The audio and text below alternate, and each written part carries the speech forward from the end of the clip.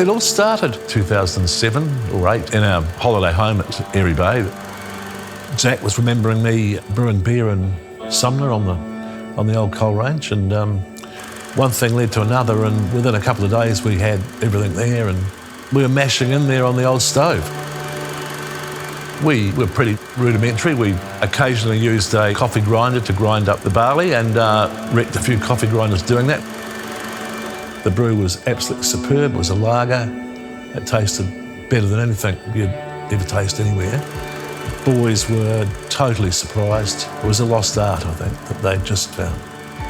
And we came out to Christchurch, and they were quite fired up to brew beer and sell beer and build a brewery. The very first thing we did was actually built a brewery, a wood-fired brewery, an entirely wood-fired brewery, 200 litres. We spent 3 months building that, me and Joe.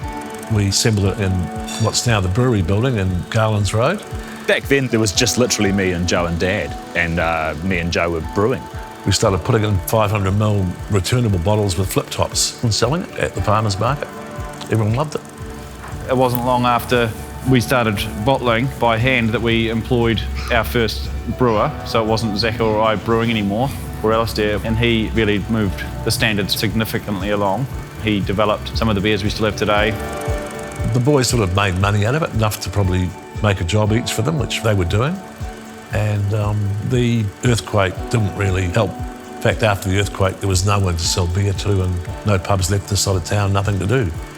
And I think that was the motivating force behind the brewery, was to get beer sales again and to get all the people we knew back together and have something to do, and music gigs, and basically feel human again. The earthquakes, when we opened, we had everyone in here, from guys in high vis to mums with babies, and it was just a big mishmash of the community. One of the fun things working in here was introducing people to the beer. We've got people that come in for their real ales, and I had someone actually cry not that long ago. An English guy came in and he tried our best bitter, and he had tears in his eyes because it made him homesick. It's kind of nice when it's not just beer, it kind of means something to people.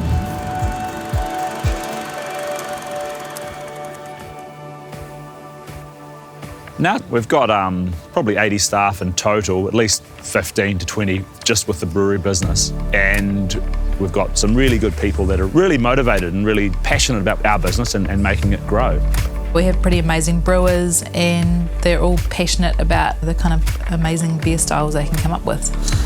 Well, I was over in the UK just recently, and people who'd never been, never heard of us were coming and trying, particularly our milk stout, double cream milk stout, or other beers. And to get the reaction and the being blown away, it's really, really rewarding. We've always got 6 fizzy beers, 3 real ales, and we've got permanently 2 ciders. Plus, add to that, there's a whole lot of one-off beers that we're always bringing along. We have seasonal brews where we have to pick fresh hops, elderflowers for elderflower beer, which comes out about Christmas time. We also pick the berries later on in the year, and we turn it into a medicinal we make.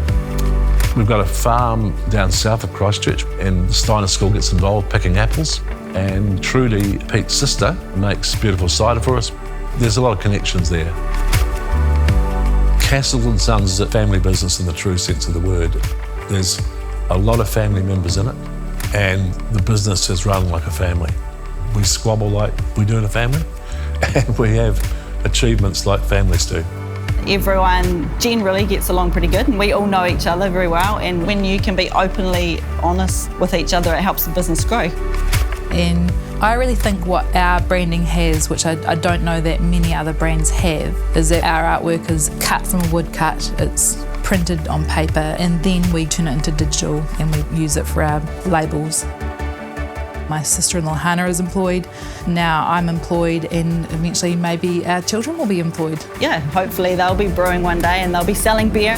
My eldest is 13, and I imagine pretty soon she'll be washing dishes.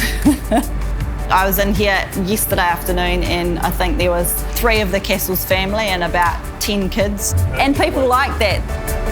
There is a great community here. There's a lot of work that goes into that, and we love it here. It's like the bus, getting out, doing events and being part of the community and supporting things we like. We did a lot of river cleanups several times a year early on. We lead the campaign really to clean this part of the Heathcote up. I guess that's what you do when you see yourself as a family business in a strong community like this. We're rooted in the community. We rely on the community relies on us. We are driven by quality, absolute quality and consistency. Maintaining quality, I think that's paramount for me anyway, and to be able to give people an experience of what we think good quality beer is.